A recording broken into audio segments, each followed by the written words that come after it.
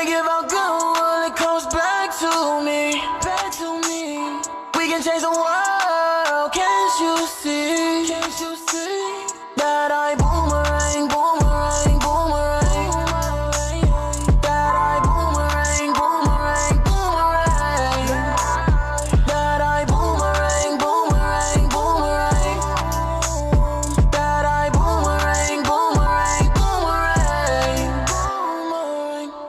I gotta do better with my life. There's people not living that nice. You know that I hate that sight. It's up to us to make that right.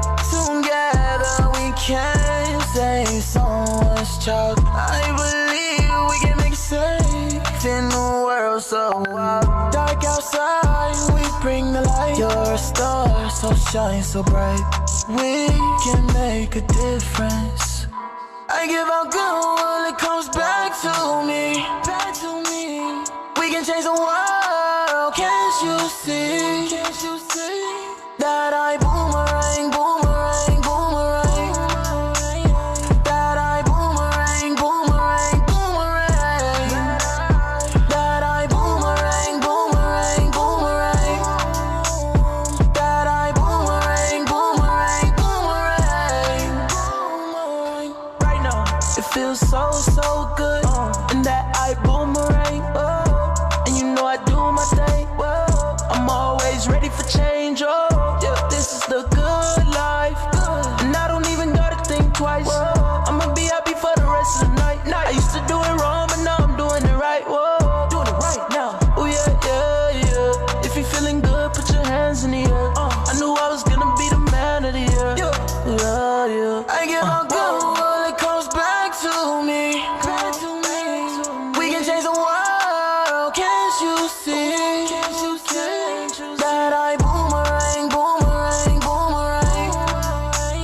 That I boomerang, boomerang, boomerang. That I boomerang, boomerang, boomerang. That I boomerang, boomerang, boomerang.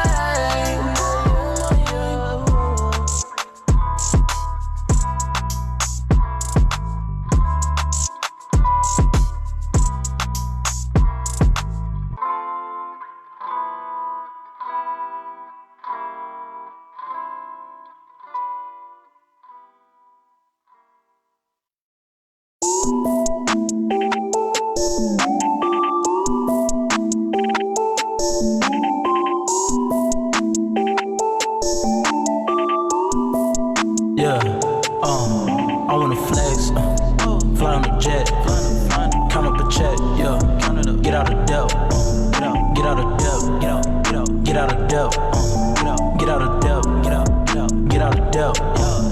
I wanna flex, yeah, fly on a jet, count up a check, get out of debt, get out of debt, get out of debt, get out of debt, yeah, get out of debt, yeah.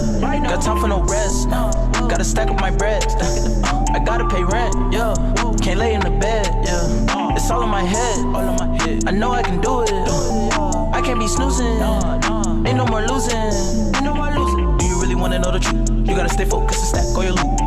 I don't know why you think the sky is the limit, I'm gone past the moon, I want a Lamborghini just to zoom, shout out to my fam, I boom, if you really wanna do it, you can do it, you just gotta stay true, I wanna flex, fly on a jet, count up a check, yeah, get out of debt, get out of debt, get out of debt, get out of debt, yeah, get out of debt, I wanna flex, yeah, fly on a jet, count up a check, get out of debt, get out of debt, get out of debt, get out of debt, yeah, get out of debt.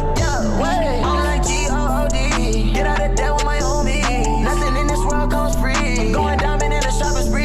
Know that I stack it up past the limit. About to make $1 million every minute. Calling my diamonds like, yeah, let's get it. My goals like a home run the way I hit it. I ain't never felt this good. Catching my stride and I knew that I would. I feel like the engine that could. This is not luck, I don't knock on the wood. I really been dreaming like what it like meaning. I feel like I get it now. And my vision so clear, yeah, I'm finally here and I'll never forget it now. I wanna flex, fly on a jet, count up a check, yeah, get out of debt, get out of debt, get out of debt, get out of debt. dip. I wanna flex, yeah. Fly on a jet, count up a check. Get out of dip, get out of dip, get out of dip, get out of dip, yeah. Get out of dip.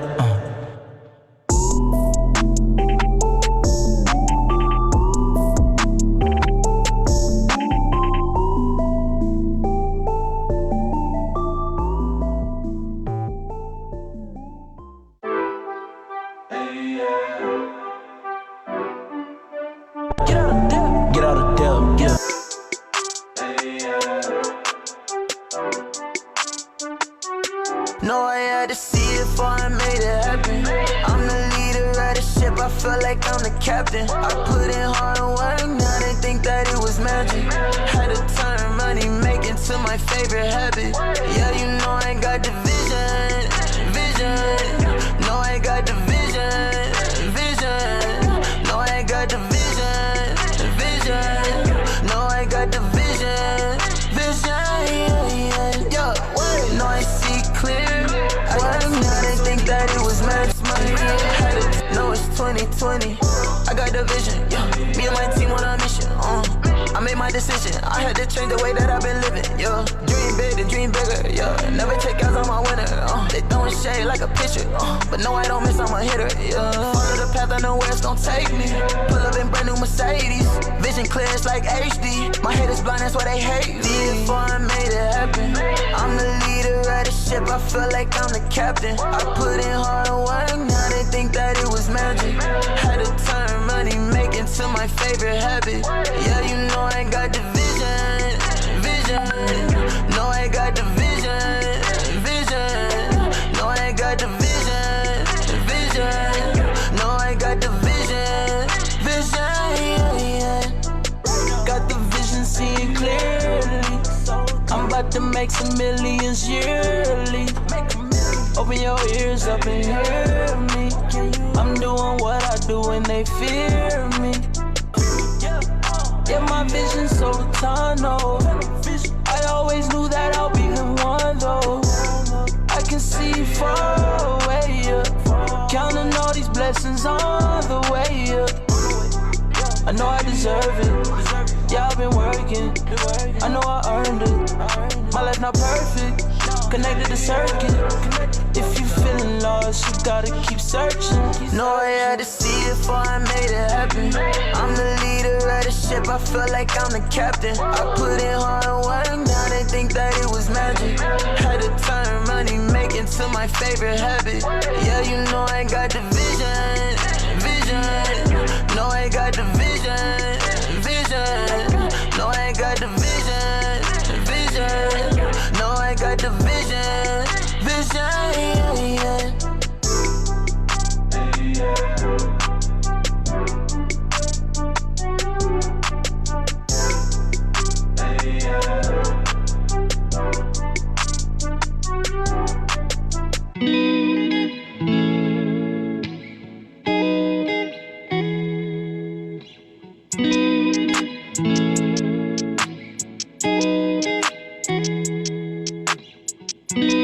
They try to tell me I'm not a dreamer.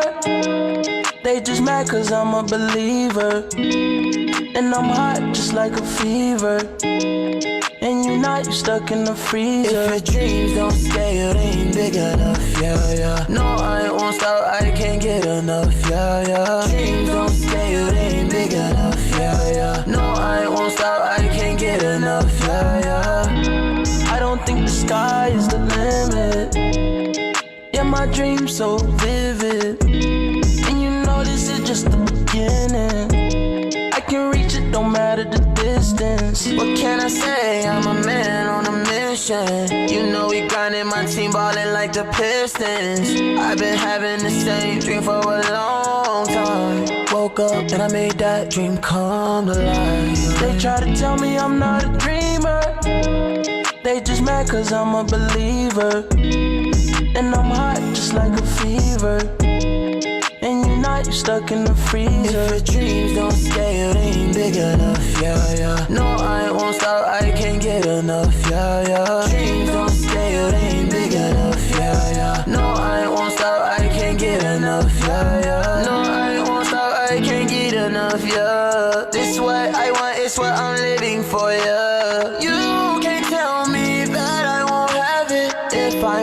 off, I bounce back like elastic. But that's never gonna happen. The way I accomplish my goals look like magic. Ooh yeah, ooh, I can't waste my time. I wanna live that diamond life. Just gotta get it right. They try to tell me I'm not a dreamer. They just mad cause I'm a believer. And I'm hot just like a fever. And you not, you stuck in the freezer. If your dreams don't scale, they ain't big enough, yeah. No, I won't stop, I can't get enough, yeah. Dreams don't scale, they ain't big enough, yeah. No, I won't stop, I can't get enough, yeah.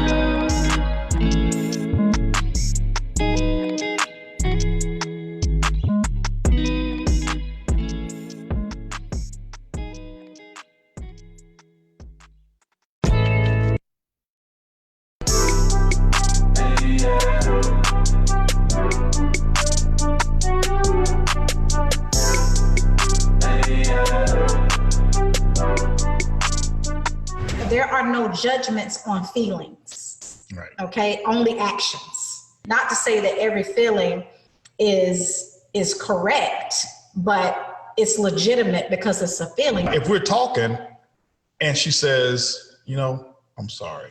Now I believe it's sincere, but she can say the same two words. I'm sorry. Yeah. It's the same two words, right? But the text message is making me wonder, which one is she using right now? Okay, that's fair. It doesn't matter which one you use. It's which one works best for you to accomplish the goal of resolving and identifying the issue and resolving it. I'm not married to an entrepreneur. I'm married to a woman who happens to be an entrepreneur. And so how you see things and how you profess them is it's gonna determine a whole lot about how you behave. We become professional blamers.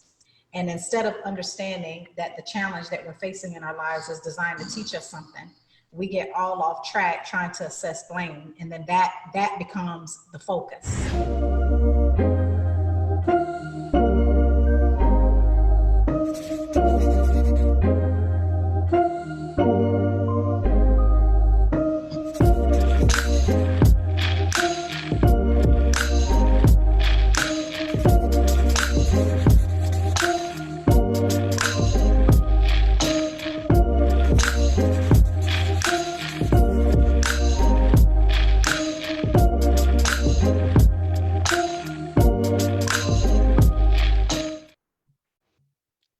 There we go. All righty. Are we live? I think we are live. Welcome, everybody. Happy Sunday. Happy Sunday. Happy Sunday. I've actually shrunk us a little bit here. Let me go to a large. There we go. There we go. There we go. Happy Sunday, everybody. Happy Sunday all over the world. Let us know where you're chiming in from. I see we have people telling us already that they're from Arizona. That's watching already, and Maryland that's watching. If you're a first timer on the show as well, I know we have Chicago in there. If you're a first timer or an all timer, let us know by saying first time or all, and that you've watched every episode that we've had from our home to yours. And so we want to give you guys a moment to kind of introduce yourself. And let us know, did you recommend somebody for this week's call? We said that we weren't going to let you on this week if you didn't refer somebody. Okay. Did we say that? I said it last week. I did say it last week. Yeah. Everybody's No, I'll kick them off. No, we need to increase our budget. So okay. we said that we would kick them off if they didn't refer someone. So I had you call your mom, right? Yeah, but she's not the grocery store. She got her phone. She got her cell phone. She got Facebook on that phone. Okay. Anyway, but we call some people and let them know to get on this call here today. Today's call is going to be a little, I guess you call it special, a little different. I know we had talked about having some plans from last week about what we were going to talk about. We were going to talk about money matters, talk about finances last week. And but we're going to do a little curveball today. Put a message out on Facebook and on Instagram recently. And right now we are we've been faced with a lot of challenges. Right. The world has been challenged. I mean, all over the place. Obviously, first, with a health crisis, a pandemic, a life interruption that took place a few months ago, and people have lost lives. People have had to rearrange everything. They've lost income, lost jobs. Some have lost hope. Some have been separated from loved ones. Some have not been able to see loved ones. Some have memories that they, that they'll never forget. And I know that I lost an uncle. And one of the things that was really shocking was he died alone. His wife was not able to go to the hospital to see him. And my uncle, he died of a stroke. And the complications of that stroke just days later took his life, and he was in there by himself. Wife couldn't go to the hospital. Sons, daughters, my cousins, they couldn't go to the hospital and see him. And I'm thinking of all the people who went through that. Right. Yeah. And still going through it, for whatever those reasons are, obviously they say it's for safety reasons and things of that nature, but at the same time, it's rough. I had one of our people who work very closely with us, developer, his father passed away from Cardona. And he said that when his dad passed away, 7 hours later, they were burying him. So even he was wanting to get on the plane and go over to Brazil to be with his mother and to see his dad. Mm-hmm. He couldn't even, the plane ride takes longer to get there than the time from between death and burial. So we've been faced with a lot of that stuff. Yeah, that's a lot to adjust to. And even though you understand the reason for it, it doesn't make it any less easier. That's right. It doesn't. Yeah. It doesn't. It doesn't make it easier at all. Right. And over the last week, a horrific issue or action, whatever we want to call it, I don't even know the words for it right now, took place when obviously George Floyd, life was taken from him. And in my opinion, obviously in public opinion, unjustly, was wrong. And it was inexcusable. And that alone has sparked so much unrest around the entire world. So today we decided, we can talk money matters anytime. Today we decided we want to come on and we want to hear from you. We want to discuss and just our show is the same. It's real. We haven't prepared things for today, and but it's real, and we want to hear from you. We want your comments on here. I'll tell you what it's designed to do. It's not designed to charge up any emotions. That's not what the purpose of this episode is for. It's not designed to call action for people to pick a political side or party or anything of that nature. We are in a state of war, and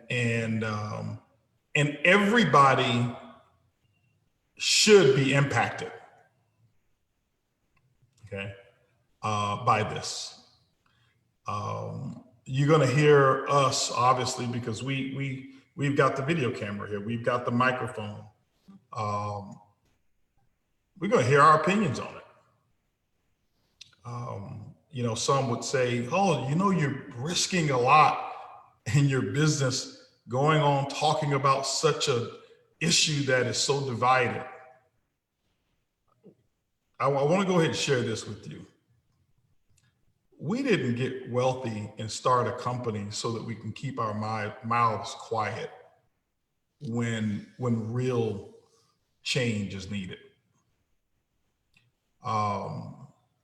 If someone looks at us and say, well, you know what, they have an opinion that's different than mine, and so I no longer want to participate in their business, I think it would be a compliment to us. That's the way I feel. Well, I mean, I just think that we have to understand that this world is big enough to survive more than one perspective. It's true. And we have to gain a little bit more tolerance and exposure to different schools of thought. That's what being progressive is all about. Just because I may not agree with your perspective doesn't mean that it's not real to you, and it doesn't mean that it's not as a result of your experiences. And right. So, you know, part of our job as leaders is to say the things that people can't say. And they don't need our help to say the things they can say. Right, exactly. Yeah. You're right on that. But it's not a risk. I think the biggest risk for us is being silent. That's our biggest risk. That's the way I look at it, because I think history will judge us on our voice or our silence. Well, especially when you have a platform and other people are depending on you to share your points of view. It's not that we are here to sway anyone either way. That's not necessarily our job. Our job is to start the discussion. Mm-hmm. Right. Because the challenge is we haven't had the discussion completely enough. We haven't. And there's been a lot of talk. There hasn't been a lot of change. Right. And so I guess I'll even start off with this. We don't have all the answers. Right. I don't want you to come in here thinking that because we are experts in business and experts in leadership, I don't say expert, we're always growing, but experienced in leadership, I don't want you to think that we have all the answers. And our role and our job and responsibility here is not to give you or to teach you what to think. Our role here is simply opening up dialogue so that you could learn a different way to process your feelings and hear other sides, other perspectives, not necessarily that's opposite than yours. It may even be the same perspective, the same side of that you believe, but you may hear it differently, right? And understand it differently, because one of the things that I know is that we typically run with thought processes or jargon or colloquialisms that we've heard passed on and on. And when we hear those, they go into our brain, and then that's kind of our tag, or that's how we respond to things. And I see a whole lot of that going on now. Let me give you an example. I want to start off with Black Lives Matter. I want to start off with that, okay? When you hear the term Black Lives Matter, what comes to your mind? Is the first thing comes to your mind, yeah, but all lives matter? Yeah, but what about Hispanic lives? Yeah, but what about Middle Eastern lives? Yeah, but what about those lives? What about white lives? What about blue lives? Talking about police. Because I hear a lot of that. And I want to give you my perspective on it so that you can see it, at least from the perspective that I see it. I think the movement, and I think the cause and the start of it, the initiation of it, the three women who actually started it, and it was started around the time that Trayvon Martin was killed by George Zimmerman in Florida. I think the initiation of it has merit, and I stand behind it. I stand for what that mission is for, and I do believe it. Let me share with you why.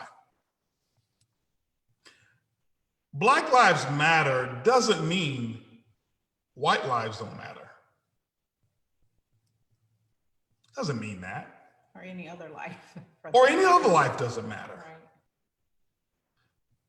There's no different when in the month of October, the United States and much of the world, we put on pink ribbons. Why? For what? Breast cancer. For breast cancer. I want you to imagine people walking around saying, well, what about colon cancer? Why don't you put a brown ribbon on for colon cancer? Or why don't you put this ribbon on here or you know, for pancreatic cancer, or brain cancer, or lung cancer? Right. No, it is that there were people who stood up for the fight against breast cancer, and that was their cause. Why? Because that's what was close to home. That's what they saw that was being affected, and they wanted to fight against. And so when you hear Black Lives Matter, regardless of what your ethnicity is, don't be offended, because Black Lives Matter. Don't try to be over-inclusive at that moment. Okay? All lives do matter.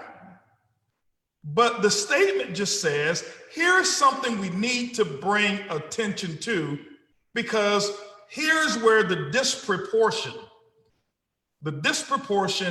of institutional racism or institutional depravity, institutional disadvantage has been spotlighted.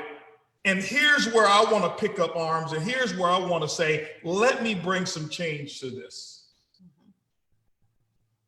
I mean, you with me on that? Yeah, yes, I am. I mean, it's no different than,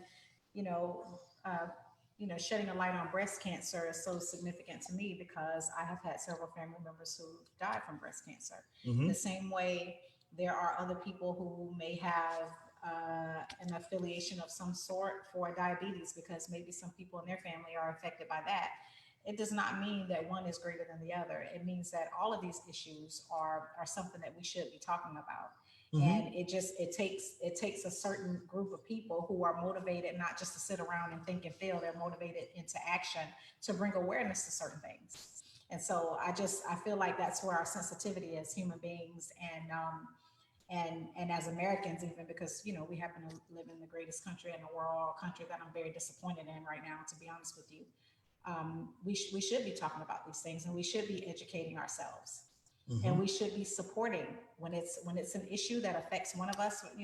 Sometimes I feel like we think that because breast cancer is not affecting our family right now, then it's an issue that we shouldn't be concerned about.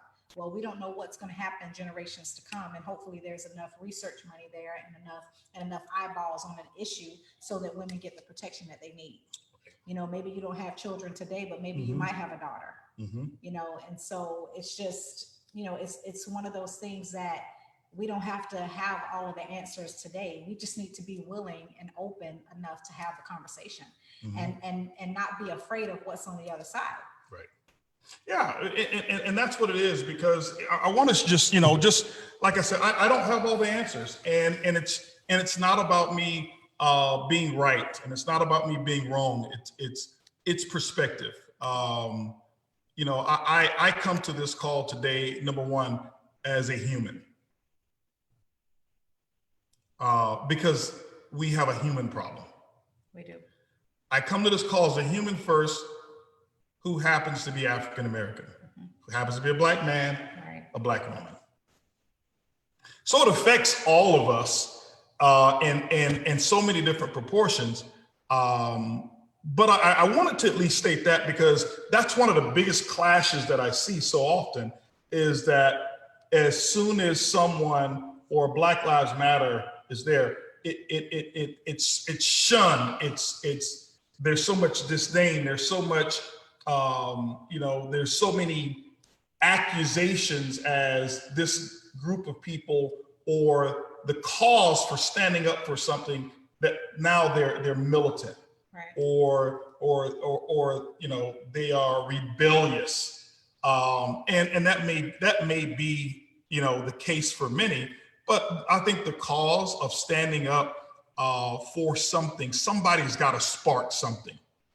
It has to start somewhere. Yeah, somebody's got to start the conversation. The conversation has to be started, right, completely. I'm grateful. I am grateful, however, when I'm watching and I've seen some of the protests. We'll talk about that. We'll get into some questions here as well. I'm grateful to see so many different ethnicities who are participating in this. And from my perspective, guys, I want to say this here. When it comes to George Floyd, this rioting, this protesting, the looting, the violence, the stealing, all of that, that's a separate conversation, and we can have talk about that, but that's not about just George Floyd. Okay? And the reason it's not about just George Floyd is that would be a huge disrespect to so many lives that have been lost that you don't hear about. right. The ones that aren't captured by cell phone. Right, the ones that you don't see, and the ones that you do see where justice wasn't served. But I think George Floyd's death was so untimely and so in your face and so careless and so demeaning that people saw it firsthand. And it was the tipping point for what is now taking place in terms of the way people are protesting all over the world, around the world. And I think it sparked it. Well, I still haven't been able to watch the full video. This honestly hit me differently. I can't even explain why. I wanted to make a post, and honestly, it took me 2 days to even come up with the words. And even then, I don't feel that I could adequately express just the turmoil and almost rage that I felt. Outside of being an African-American woman, I'm also the mother of an African-American man. Mm-hmm. And it frightens me that my son could be somewhere and I couldn't protect him. Mm-hmm. Not because he did anything wrong, not because he didn't follow instructions, not because he was actually guilty of anything, not because he had a gun, but because he was Black and he wears dreadlocks. Mm-hmm. I mean, it's just the most ridiculous thing. And then just the thought of there being other officers that were there that watched this man die and did nothing. Mm-hmm. That is the reason why I feel that they all should be charged. Mm-hmm. Because he was handcuffed, he was face down on the floor, he didn't have any weapons. I don't know who he could have been a threat to. Mm-hmm. And it's just unexplainable. Mm-hmm. to me. And I've never been a fan of violence. I haven't had a fight since 5th grade. So I don't agree with violence. Up until recently, I didn't even own a gun. So, but I understand the frustration and the anger that's being displayed in the world right now. I think it sometimes takes this to get the right people's attention. Mm-hmm. And I just, I wish somebody would tell us what else we could do. Mm-hmm. Because there comes a point where you have to fight for your freedom, and you've got to fight for what you believe in, and you've got to stand up for the people who are hurting. And I think that time is now. Mm-hmm. Yeah. Yeah, it's a very difficult time. There's so many different perspectives that you'll hear, and we don't want to, we're not going to take it up all with preaching our preaching to you. We want to hear from you as well, and we want you to bring your questions here that you have. And today I'm not taking any questions on business. Please don't ask me any business questions right now. We can rebuild. We can build a business at any time. Today is about what's taking place. And maybe you just want to sit on the call and be a listener, and we're fine with that. If you have questions, we'd love to take your questions as well. And I want to jump right into questions right away. Okay, I got a question. Right, give me 1 second.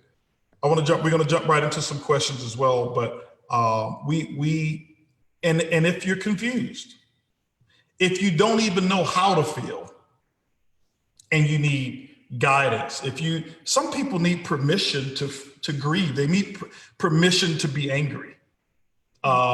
Sometimes, because you have to remember the way that we do things is taught behavior.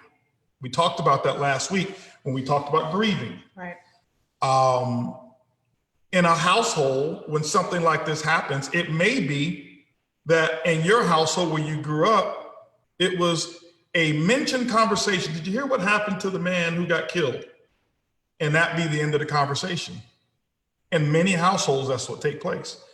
And so right now you had a chance to see it. Maybe you grow up and with a whole different perspective, and you're stuck because you don't even know, how should I feel?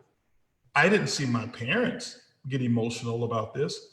I didn't see my teachers. I didn't see my neighbors get emotional. I know what I saw and I know what I think I feel, but I have zero validation. Am I entitled to Am I entitled to feel this way? And regardless of which way that is, right, for or against, I'm not here to control your feelings. I'm here to give you an outlet. And so we want you to know that you're entitled to feel those things. So I'll let you go ahead and go with the first question. Okay, this is a question from Fran. She says, what is your conversation like, Mr. Bugs, with your son growing up as a Black man during these times of continued injustice? Is Mrs. Bugs' conversation different? No, we are actually on the same page. And I've had my experiences growing up as a Black man, and they're continued. And this is why I tell my friends who are my white friends, because my Latino friends go through the same thing. My Middle Eastern friends go through the same thing. My Asian friends, they go through the same thing. And I have prided myself on building relationships all over the world. And I would be lying to you if I told you I don't see color. That's a big lie. We all see it. I'm not going, I don't see color. I do see color. I don't let it control my actions, but I see it. And I have to be even conscious. I have to be conscious of it. I do. Because I'm just going to be honest here. I'm not going to get it. I don't see color. Please don't tell me you don't see color. I don't ever want to hear that. You lie about other things too. Okay. But the conversation with Trey is not just Trey. I've got a group of sons. They're not my biological sons, but they're his brothers, basically. And they all live together. And I care about them just as much. No different than my younger brothers as well. But with Trey, we've had conversations with him. This is well before then. This is even when we were coming into being successful, we've always talked with him since he was a little kid, letting him know, son, there's certain things that you're not going to be able to do. Because number one, you're African-American. Because number two, your parents are very successful. And there were certain privileges that he just didn't have, certain things that he couldn't do. And he didn't understand it coming up. I never forget he wanted us to drop him off to a party, and my only 2 cars I had at home was I had 2 Rolls Royces. And I'm taking him to this party, and I didn't know what, and I said, Trey, I can't take you to the party. I've got to drop you off down the street and you can walk to the party. He probably doesn't remember this. I said, because you're an African-American male, you can't be dropped off at this place in the Rolls Royce. You can't. And so those same conversations have gone with what's taking place right now. And that is Trey, you know, I'm not going to tell him he can't have his hair in locks. It's his choice. But here's what I want you to do. Here's how I want you to conduct yourself. I want you to make sure that you keep your rage or keep your anger and don't get combative and have to go through. Here's what happens if you get pulled over, or when you get pulled, because you're going to get pulled over. You're going to get pulled over, period. It just happens, okay, for whatever it may be. But how to conduct yourself, how to keep your hands visible, how not to get combative, how not to cop an attitude, make sure all your stuff is together and things of that nature. And here's the point, Fran, is that even when we tell them that, we know it's not enough. Yeah, we know it's not enough. Is my conversation different? Of course it is, because, you know, I don't know what it's like to be a Black man. I can only talk about it from my own perspective. And I mostly just want to keep him safe. And I talk to him about just when he's in a situation, if he's ever gotten into a situation, to do exactly and precisely what he is told. The other thing is, I always ask him to consider how it will break my heart if something happens to him. Because, you know, Trey tends to be a little bit of a hothead, and, I've always encouraged his feistiness, because it's a lot like mine. But when you've got to make a choice and being your authentic self in your life, you know, we've got to make a smart choice there. But, you know, I agree with Holton. Most of the time we're on the same page, you know, with this. We just want to keep him and his friends safe. And we want him to understand that there are certain things you just have to do, not because it's right, but because it's necessary. It's necessary. Yeah. There is as a minority living specifically in America, you have to have a survival kit of tools when living. Right. Not just getting stopped, but when living. And I was talking to some people the other day, and I said, and it's hard sometimes for those, even my good white friends, and I've got, you know, a lot who can see the struggle because we're so close. At the same time, it's very difficult to understand. Right. I watch you give birth to Trey. I was right there. I have no clue. Right. Right. And just because I witness, and just because I'm for it,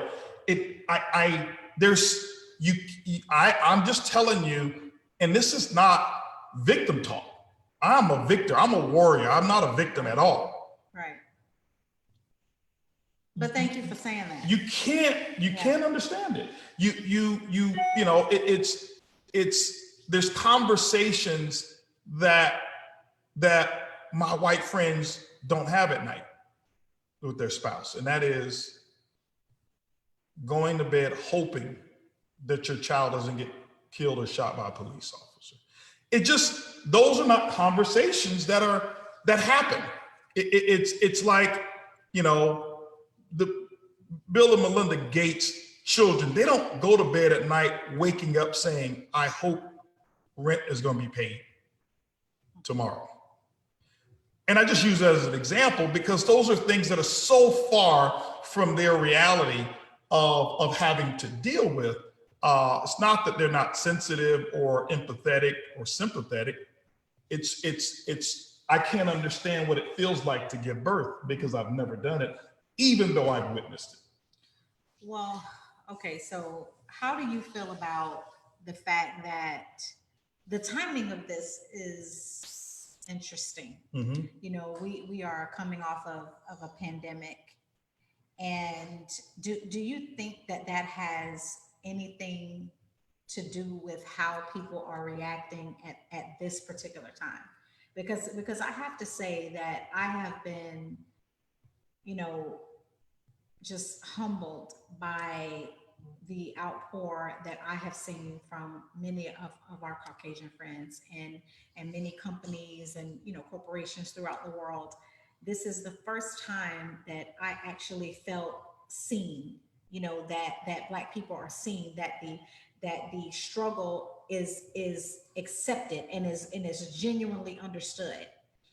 And I'm asking, is it because of what we just went through, and perhaps we are starting to understand that even though, you know, that what affects one of us ultimately affects us all, even if it may not be your fault, but but it's all of our problems. That's right. It's all of our problem. Because even when it's not our children today, it can be our children tomorrow. Yeah, and it will be. Right. It's how it happens. So my answer to that is it's a combination of things. Okay. Let me just give it to you guys of what I don't like hearing. And this goes to your question. Okay. I don't like hearing from any ethnicity. Well, you know, you can be just like such and such, and he went to school and he got an education, and look at him. And America is a free country now, and it's equal, and I don't want to hear and all of this excuses. Guys, I'm just being candid with you.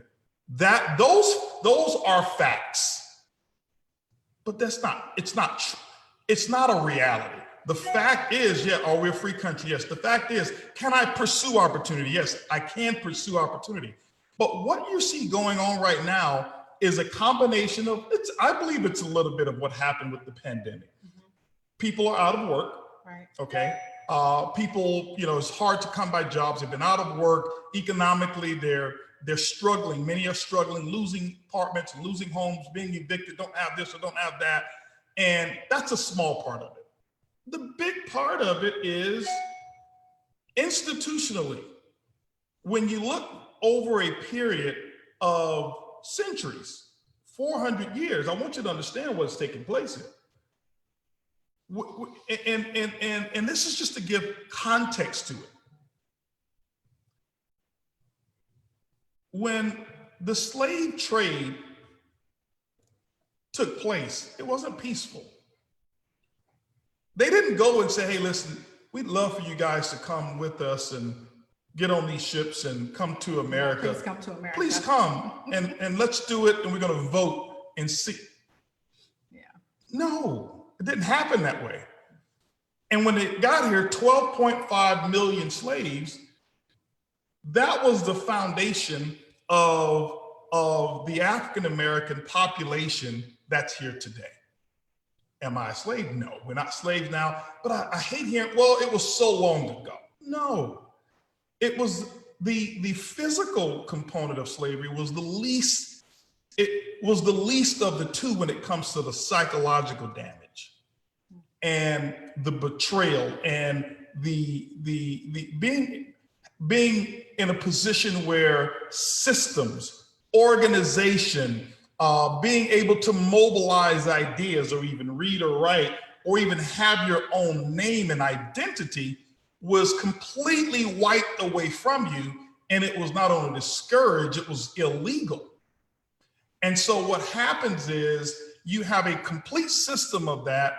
And yes, there has been a lot of progress, Right. a lot of progress.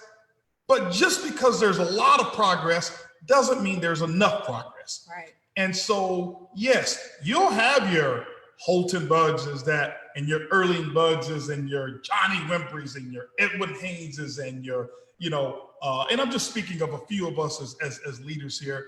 You'll have us, and to some, I'm not going to say we're the exception, we're the example for so many that we want to follow.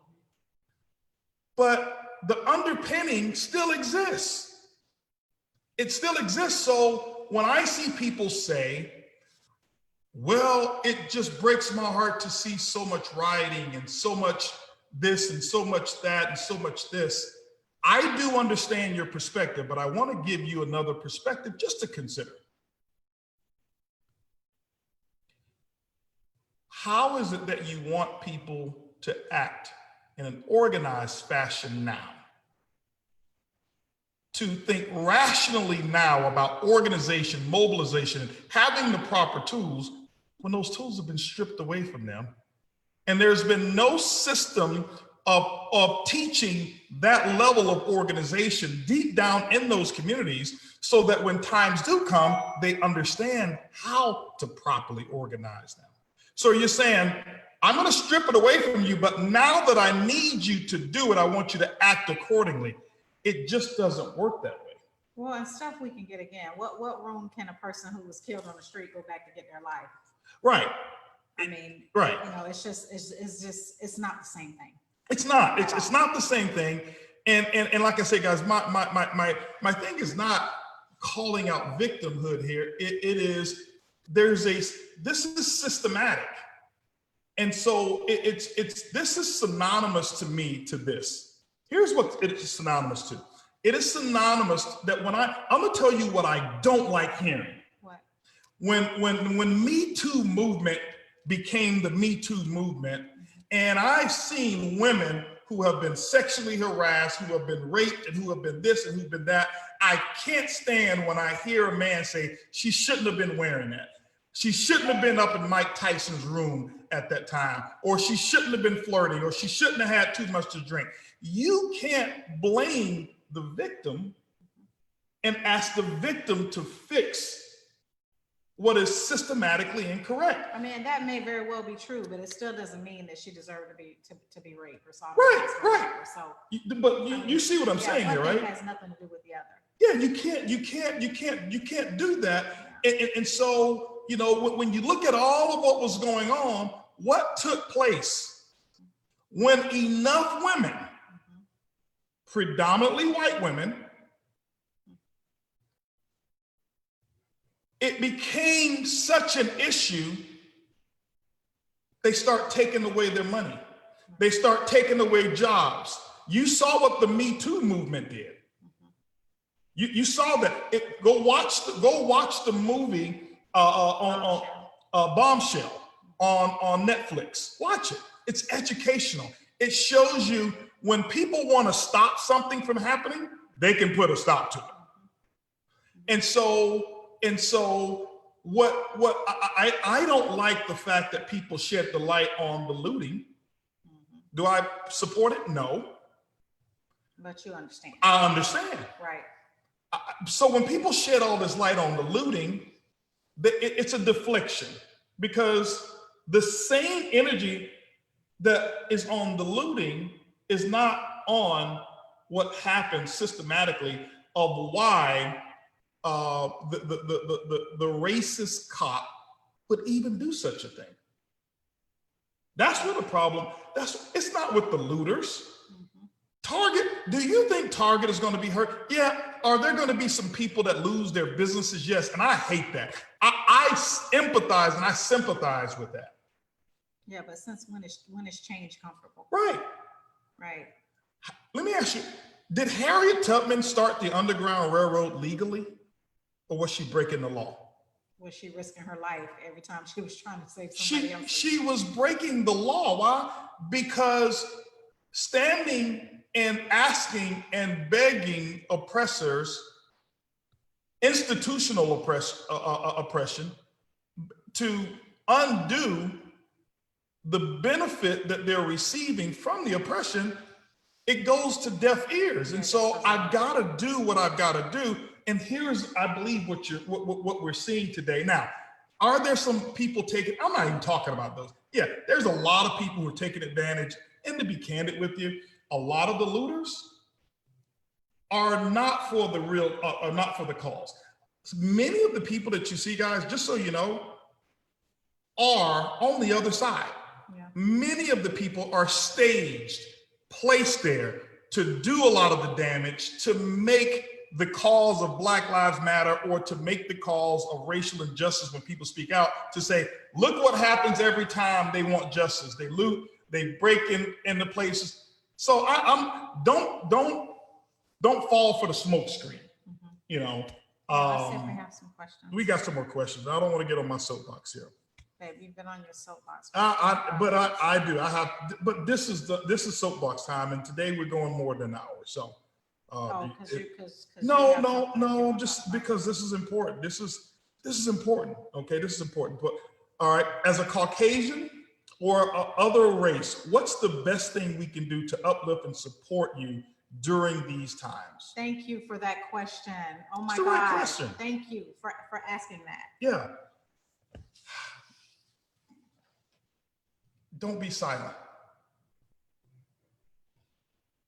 Don't be silent. I am not saying that you gotta be out on the rioting front lines. I'm not down there. But don't be silent. Start in your household. Please talk to your kids, Okay. Have the conversation with your kids. your family. Okay. Not one time, because this is systematic. This is systematic. But silence, I think you said something today, that silence ultimately becomes betrayal. Martin Luther King said that, but I'll take credit for it. Okay.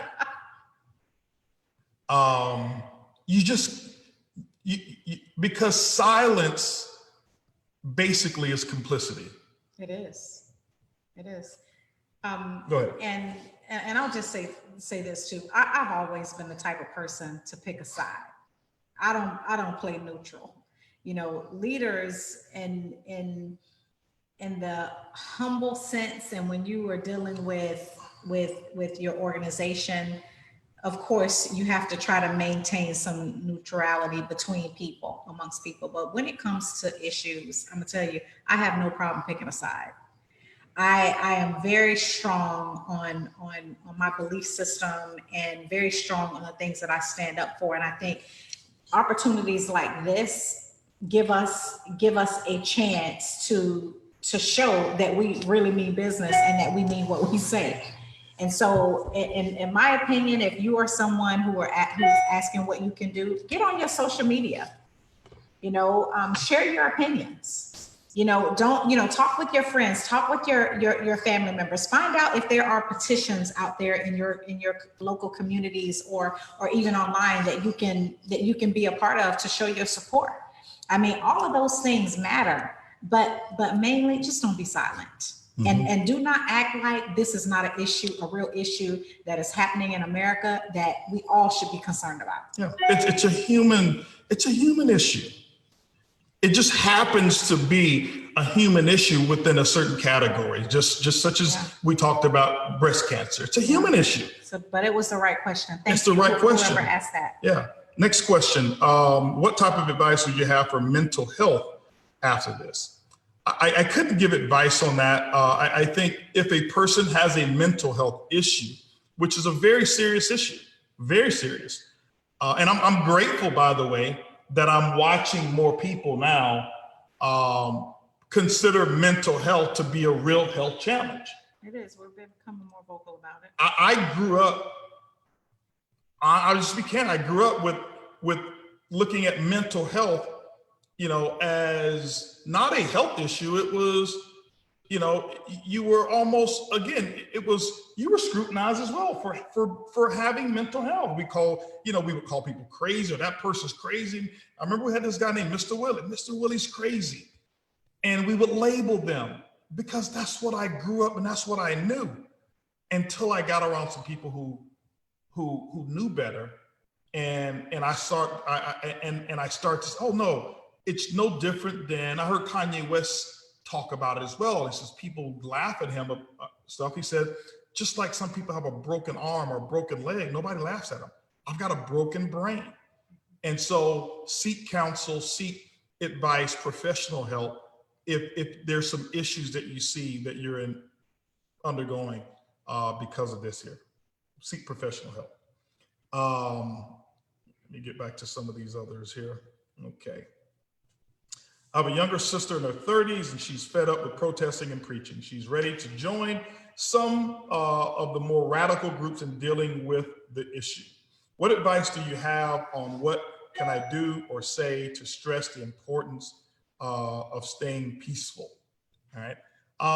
Again, I think I want you to learn how to separate your anger from certain actions. You have the right to be angry. There are no judgments on feelings. I am angry. Right. I am mad. I'm furious. I am. Right. All right. I am. And I never tell a person or pick a path for a person. However, you need to understand, if you want to join a group, understand the mission of the group that you want to join and its purpose. And if it aligns with what your goals are, then the courtship should start taking place. But being radical for the sake of being radical, being, mad for the sake of being mad, it's not a good reason. I told my son the other day, never make a permanent decision based on a temporary emotion. Okay. And so you can start your radical group from right at home. You can start it right from home and radically change your ideas, radically change your speech, radically change the way you interact, radically change and become the example and that one person, because some of us think that we're not enough. Mm-hmm. Mm-hmm. And we are enough. One person is enough. One person's enough to start it. Okay.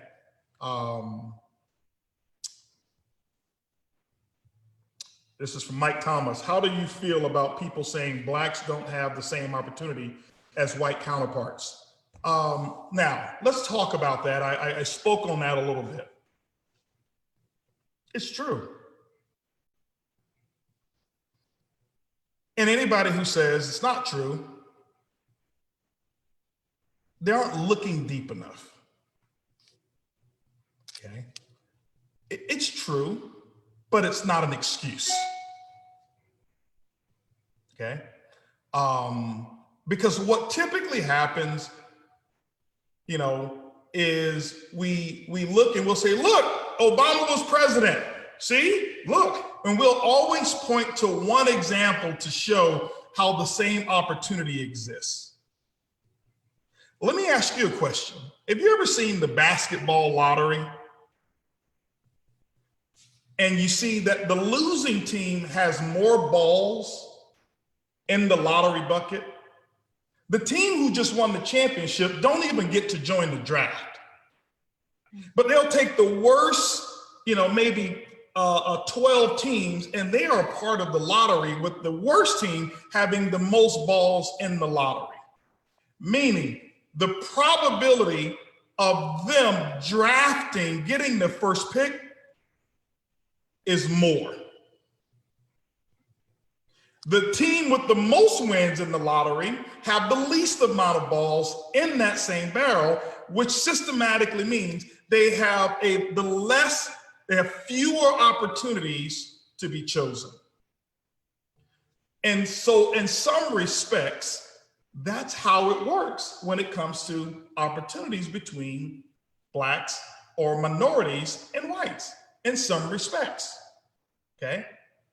Well, you say, well, that's not true. How many hedge fund managers do you know of? Do you think that Latino people or black people or other people aren't smart enough with finances? No, it's the system that was already dealt with in the very beginning. The atmosphere in which white men specifically communicate and partner at basic base levels in the good old boy system that's very difficult to infiltrate. And so the opportunities for you to breach into that particular audience or crowd, it's not that you don't have the opportunity, you don't have as many balls in the basket.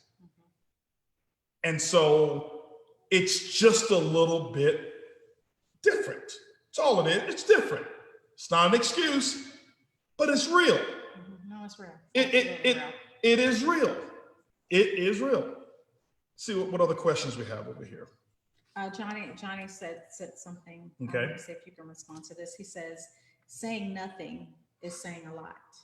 So back to the other point of what can you do if you have African American friends, if you are not a minority and you have friends who are of color, make sure that you are courageous enough to show your support, because this is not a time to be silent at all. This is not a time for neutrality.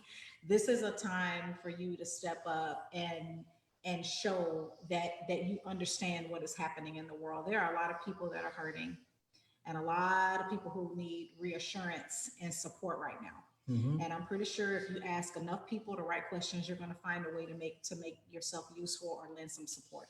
Mm-hmm.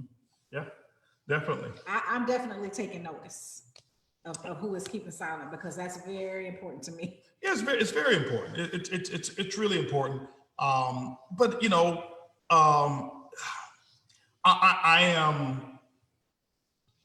I am probably for one of the first times, I don't know why, but I also feel encouraged because I feel a sense of momentum, not because of looting or any of that. I feel a sense of momentum that sometimes you've got to get the attention. And the thing that I want to tell people here, people say, well, what do we do? And as I told you that, the disproportionate education of how to mobilize and how to organize and all how that took place. Well, let me share with you how to do some of it. Number one, okay. I want you to stop focusing solely on the presidential election. When you want change, okay, you got to remember change comes two different ways. Okay. Space repetition or emotional impact. This is emotional impact. So you can get on the lines if you want, and you can beg and you can say, oh, I want change and I want, fight for change, fight for change, fight for change, fight for change. And then another episode, fight for change, the same thing. That's space repetition. It's no different than how you learn how to swim. You get in the pool, you have a teacher who teaches you, and you go to lessons, and over a period of time, you now have changed your skill set about swimming. Or somebody can push you in the water, and you learn from emotional impact. And for that 15 seconds, you learn how to swim. What you're experiencing now, somebody pushed some people in the water. That's all it is, okay? So stop focusing solely on presidential elections. Presidential elections put in the president.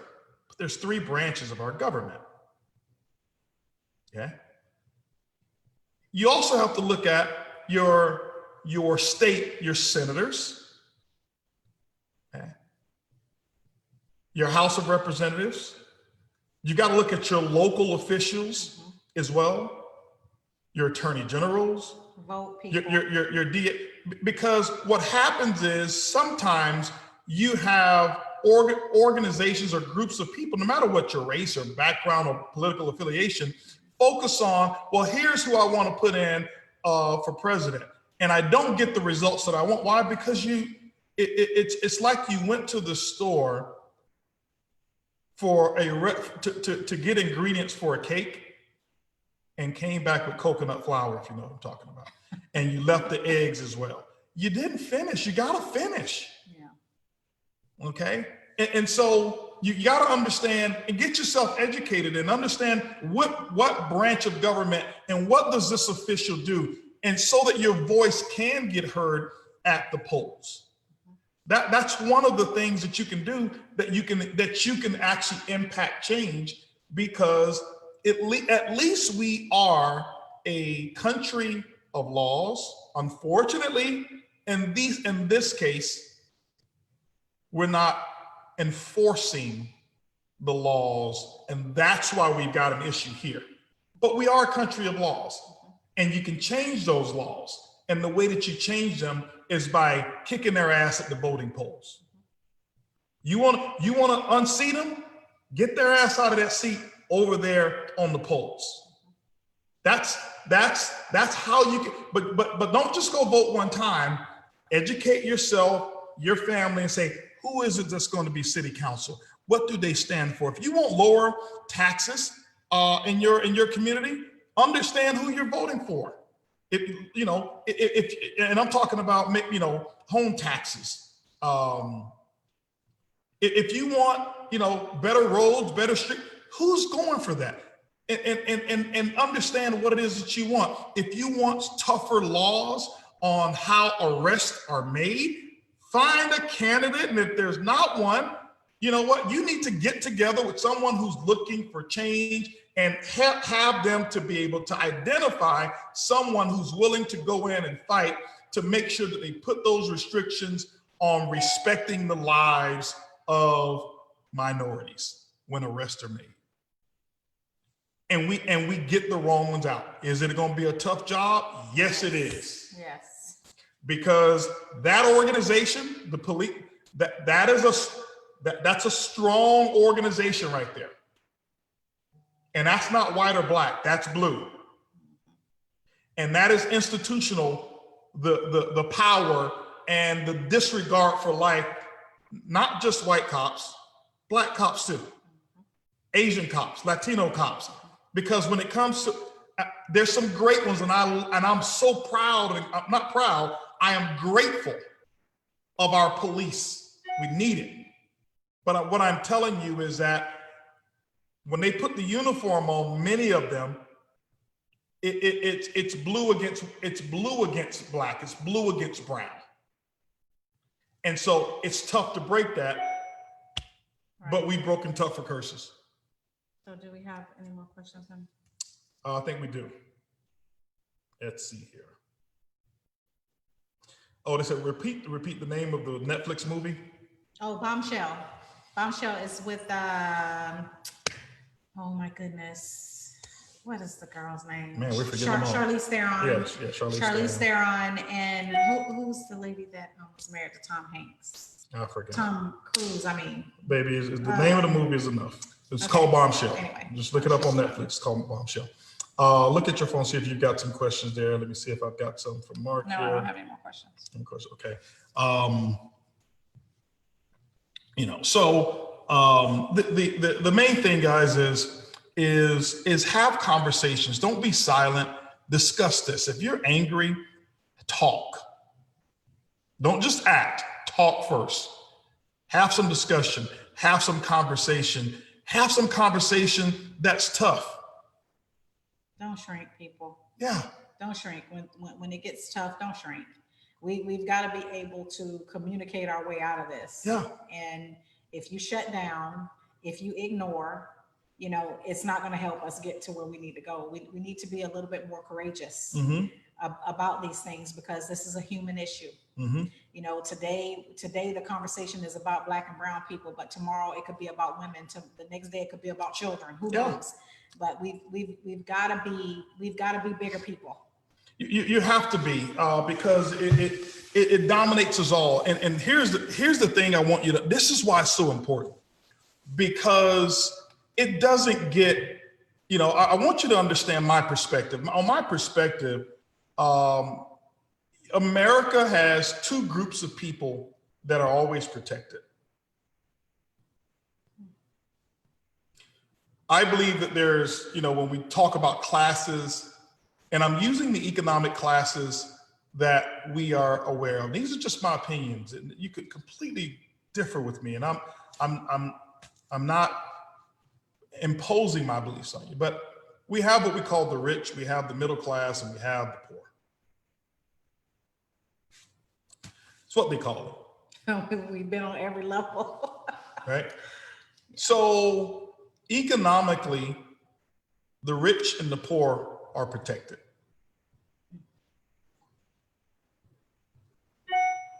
Okay. Why? Well, number one, the rich have all the resources, all the money, the influence, and the majority of the power. And when the rich go out and spend money on lobbying to get their political people in office, do you think that they're submitting people and putting money for laws that work against their philosophy? No, it's for them. Why is it that you think right now in the pandemic, who are the first people that you're hearing about getting all the stimulus money? That is still back. The billion-dollar companies, not the middle class. The restaurants who deserve the money, small businesses. Right. It's the big companies. Why? That's how it is. There's protection for them always. The bailouts always come to them. That's what happens. You know, we always say, well, you know, when economic hardships come, you should have saved your money. You should have, you know, invested. You shouldn't have been out buying this. You shouldn't have been out buying that. And why did you buy Louis Vuitton? And why did you buy Gucci? And now, you know, it's hard times. Your money should have been invested. But companies make billions of dollars a year are bankrupt in 90 days. Mainly our banking system. They shouldn't have been saving. Right. And so we save them. Right? Why? Because they wrote the laws to make sure I'm going to be okay. Hey, here's the laws that I want you to back. Here, this is how it works. The bottom is going to be protected. Why? It makes the rich feel good. It makes the rich feel good. Why? I'm making sure that the bottom doesn't fall out. Many of them want to do a lot of great. I'm not saying all. Many of them want to do great. So they're protected. You've got your welfare systems, you've got your Section 8, you've got your food stamp programs. They're not going to fall out and have nothing. There's no protection for the middle class. And that's the majority of America. And that's the majority. Mm-hmm. That's who's struggling the hardest right now. And that's unfortunate. It's unfortunate. Not the top, not the bottom. It's the middle class. And so, you know, but we can bring about change for that. But you got to go to the polls and vote. Got to go to the polls and vote. This doesn't change. The wealthier you get, it doesn't change. I can tell you right now the things that we experience. Today, we live in a neighborhood that is predominantly white neighborhood. We've been here for 17 years, 18 years? Since 2004. 16 years. We've got the biggest, most expensive house in the neighborhood. When we first moved here, we were hoping that we can get in and be in the very front, which is the very bottom. It was our goal and dream to live here. And I'm not saying that to brag economically. Do you know still, I listen at the country club that I'm a drug dealer?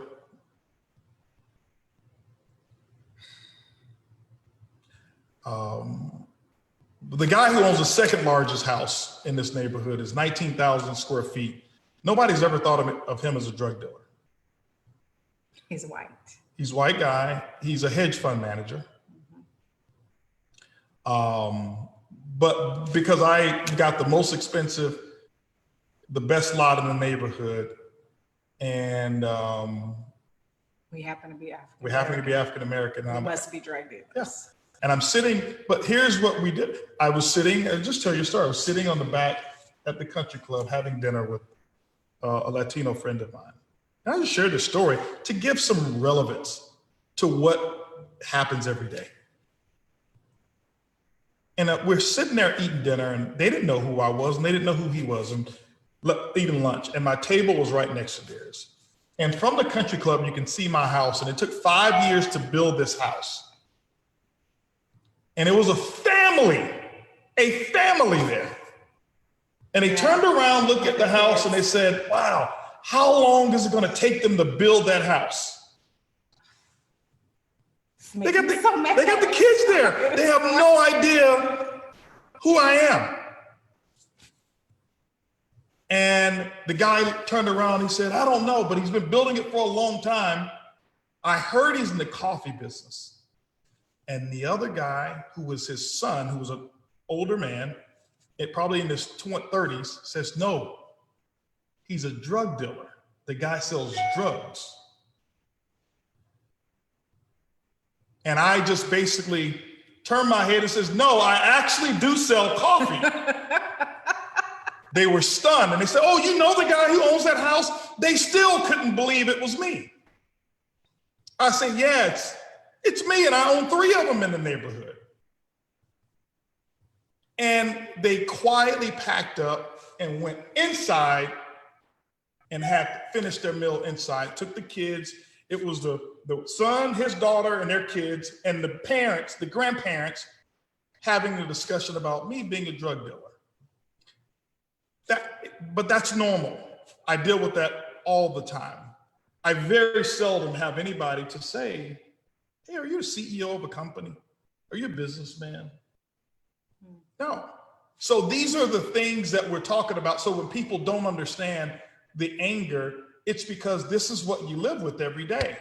And you become callous to it. You've got to prove. I often drive my car. And you know what? I drive my car, and when I'm driving my car, in my mind, often what plays in my head is, when I get pulled over, I need proof to show them that I'm a CEO of a company, because I know that they'll leave me alone then. Well, do you have it in the car? Well, I have Facebook and all of that kind of stuff, and our website.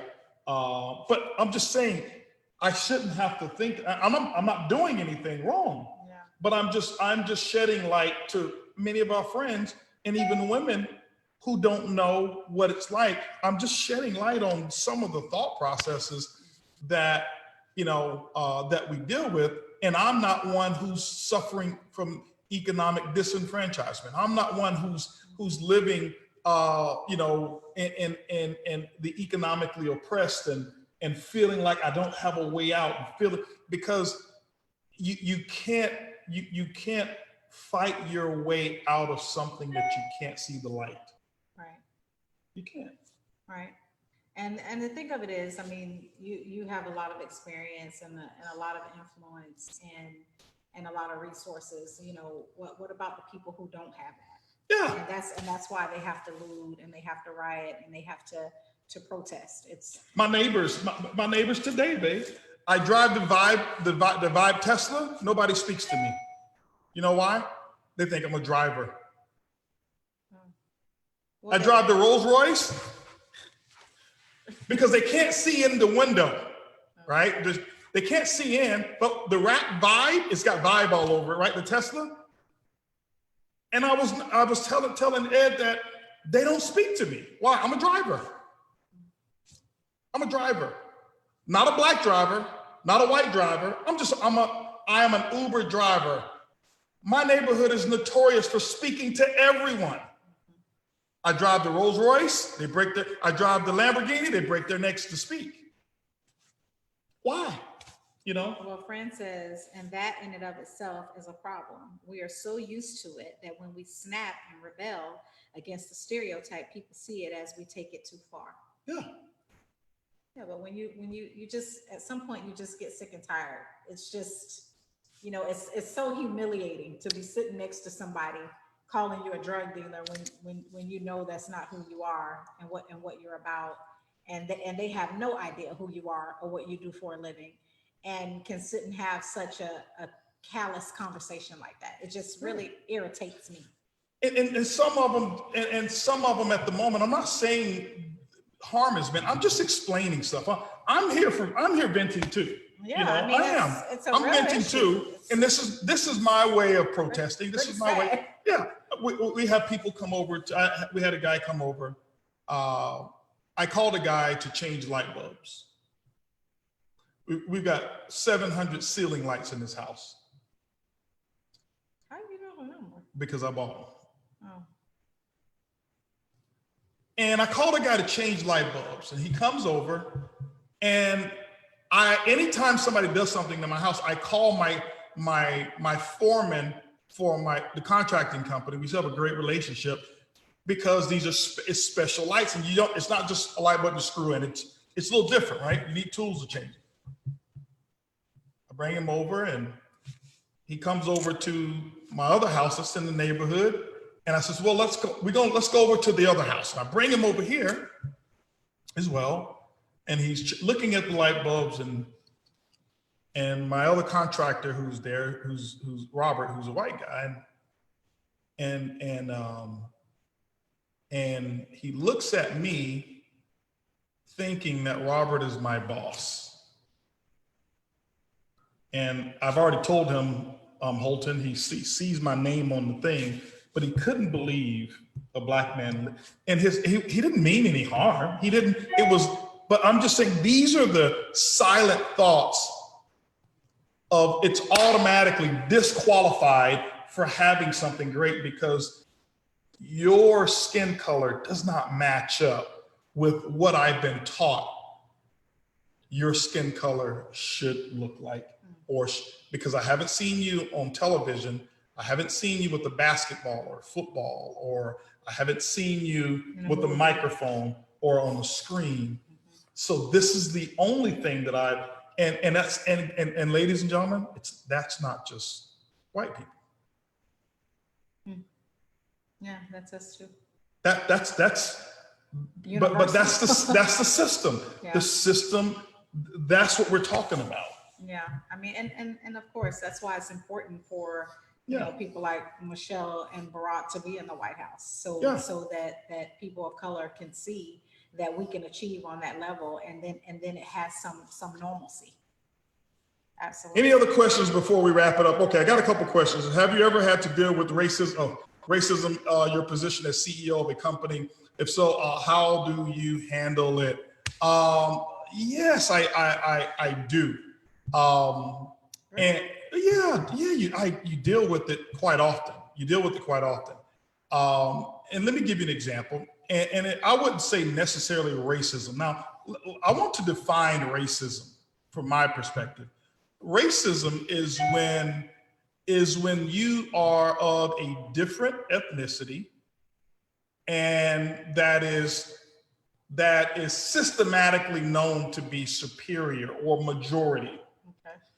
And you utilize that alone to suppress opportunities for people that are minorities.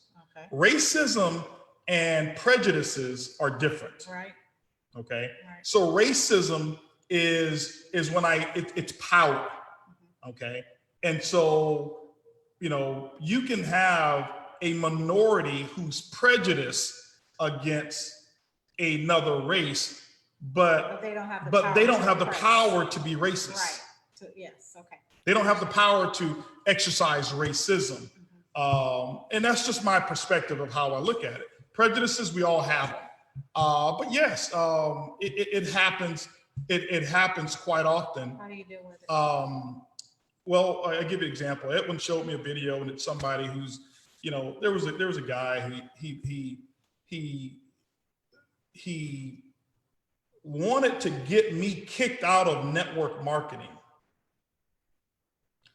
because he says our company was growing so fast, and he said this on a bus. He's a president and CEO of another company.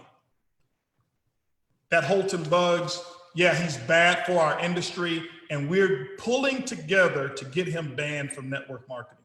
He didn't know that the wife of one of his distributors was a ibuumerang TSA. Okay. And actually, we got some, right after he said that, we start receiving these letters from bureaus saying just nitpicking. But how did I handle it? I went and built a bigger target for them.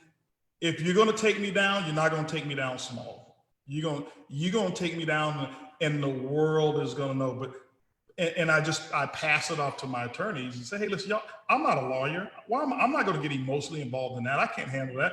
Here, take care of this. And I gave it over to our attorneys, and they were handling it. But that's what it was. It was purely, now there's a lot of other companies that grow and that are bigger than ours, but because Holton Bugs happens to be African American, that was the big issue that he had. We have it. There's other things that take place, but I never consider myself a victim. Yeah, because it's like, okay, well, I'm not going to come home and tell you every episode where someone has judged me because of whatever it is, because it's just a way of life. All right. It's a way of life for me now, and I just don't even think about it. Another question.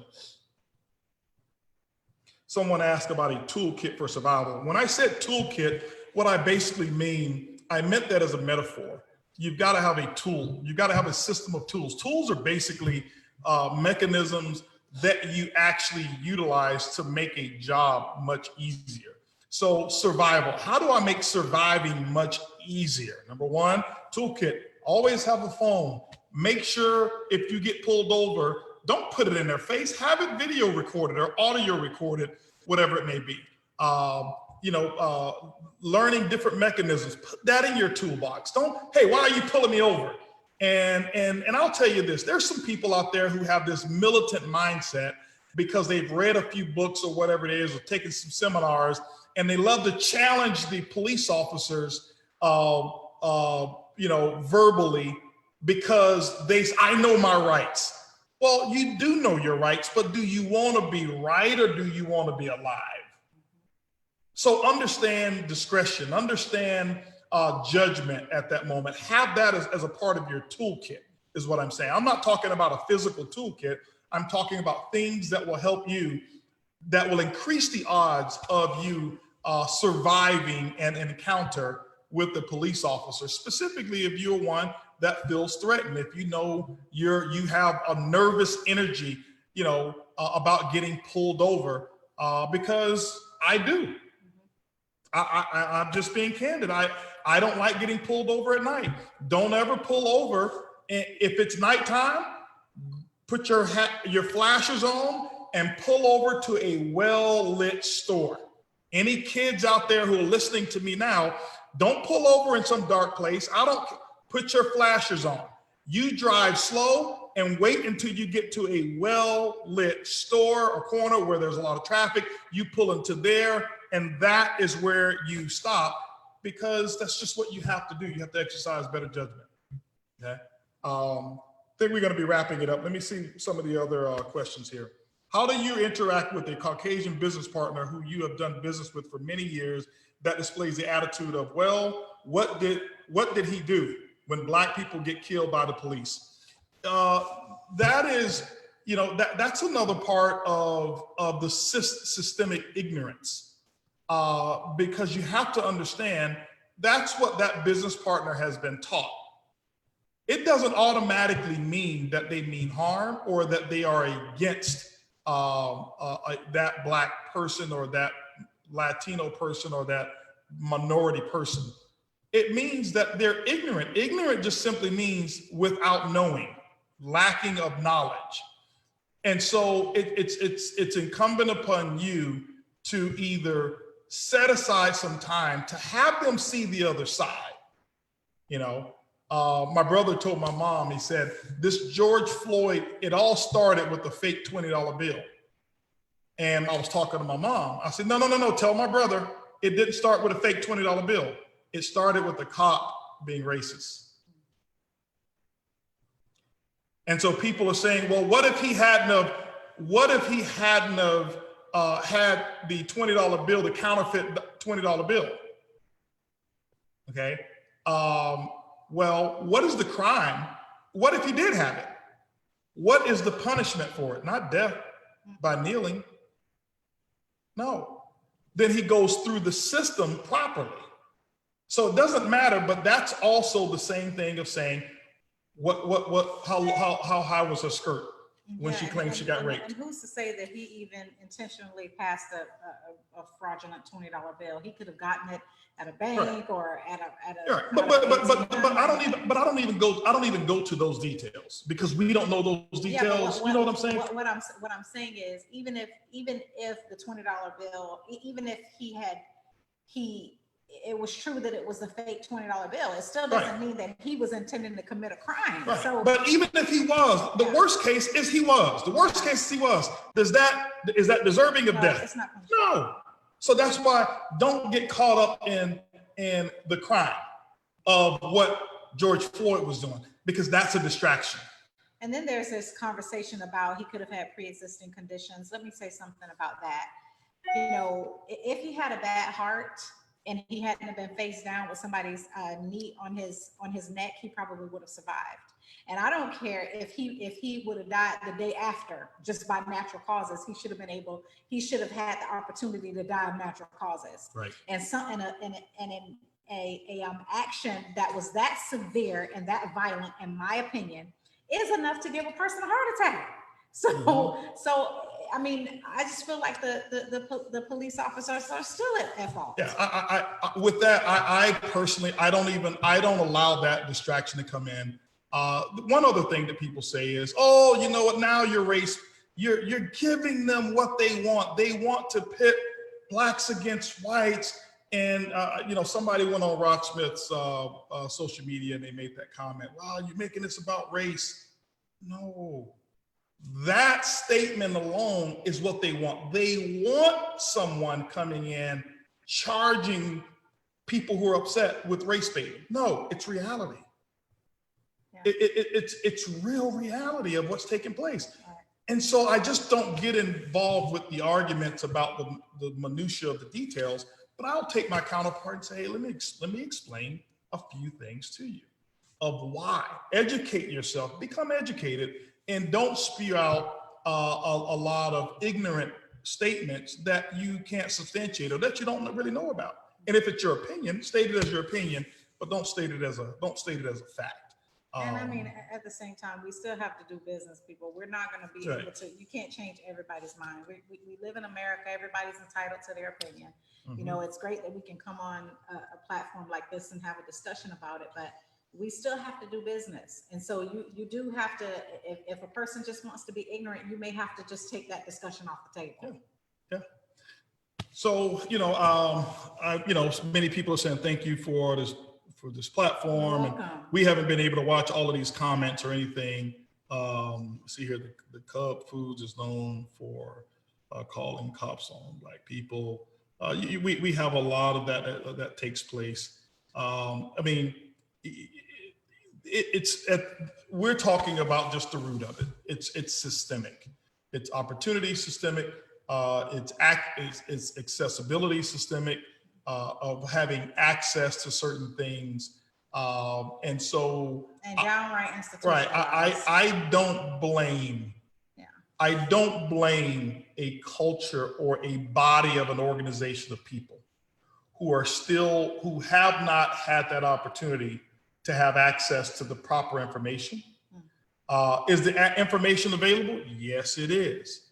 But has it been infiltrated? Has there been a system to say, we're going to go and teach this down from a system standpoint, teach this where we know there are gaps in the information? No, it hasn't been yet.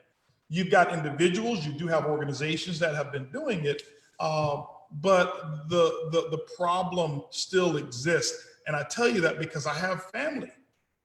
I've got family that they don't know where to turn. They don't know the answers. They don't have access, and they want to live better. They want to survive. They don't want to resort to certain things that they've had to do, but they're frustrated and they don't know where the tools are. They just don't know where the tools are, and they don't even know they exist. And so this is why it takes you. It takes a call like this. It takes a call with 2 people on it. It takes a call with 3 people, 4 people, 5 people, whatever it may be. And I'm not saying this has to be your campaign. It's not necessarily our campaign, but it's our responsibility to give an outlet, to allow people to express themselves, and to give you permission to see it differently. And I hope that from this call, I don't want you to see it my way. I want you to see it her way.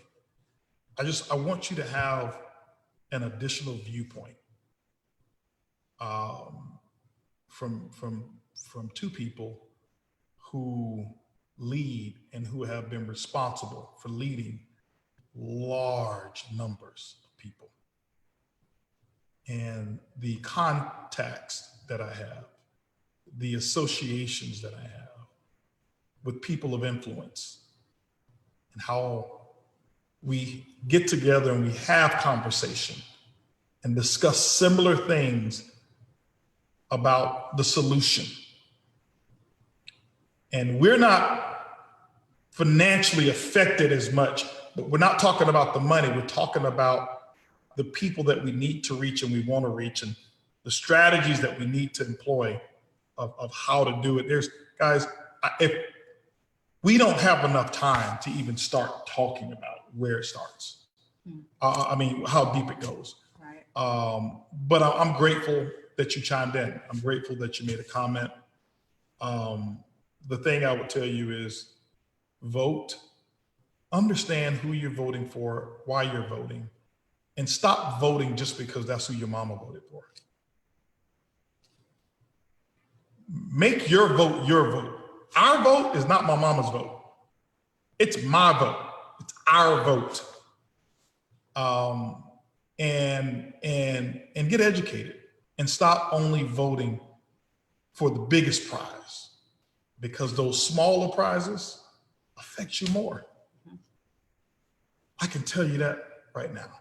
And don't shy away from these conversations. I hope that you'll continue the conversation in your home, with your family, with your friends, your loved ones, even professionally, if that permits itself. But you know, we can't shrink in these times. We have got to be courageous enough to get to a deeper level of understanding and unification, because it's going to take all of us to solve this issue. It is an issue that affects Black and brown people, but this is an issue for humanity. Yeah. And we have got to change the way that people of color are treated when it comes to law enforcement. We absolutely have to change that. Yeah. So thank you guys for listening. This has been a privilege. I hope we did this topic some justice. I hope that maybe you feel a little bit more connected to who we are and what we stand for, what we believe. That's what we wanted to offer you and to deliver today. So and we love you guys. Can't be scared. We can't be scared. So thank you guys. We love you. Stay safe out there. Again, come back next week. We'll catch up on Money Matters. On Money Matters, and just to give you guys a little insight, we're going to be wrapping up from our home to yours. I think we're going to do a few more episodes, and like your favorite TV shows, we're going to take a season break. We're going to be on hiatus, but I think Earlene picks up her show. What is it called? What is it called? Yeah, what's the name? Chit Chat with Earlene. Chit Chat with Earlene. Okay. And then we'll bring it back again, and hopefully we'll have a bigger budget, and we can do some pretty exciting things, give you some different stuff or whatever it is. Do you want Mark to put up the flyer? Oh, yes. Guys, if you want to affect some change, there's an organization called Color of Change. This organization, if you text Floyd to this number, 55156, basically Color of Change now has your contact information. They've been around, I believe, since 2011, I believe, since Hurricane Katrina time, somewhere around there. Mr. Robinson, who was the founder of it, has been vetted by some of, at least my mentor, T.D. Jakes, several other very high-end people who want to affect change socially. And basically, when issues take place, all of us will be on the same messaging system, giving action, petitions. When petitions need to be signed, it will be more simple. So this is a tool. Doesn't mean that you are for or against, but if you are for, not necessarily just for justice for Floyd, but against what we're talking about, text Floyd to 55156, and you can be at least get information, and they'll update you with information and things of that nature. So Color of Change, we appreciate you guys. We love each and every one of you. Can't wait to see you next Sunday. Stay out there, be safe, stay incredible. We'll talk to you guys next week. Bye-bye.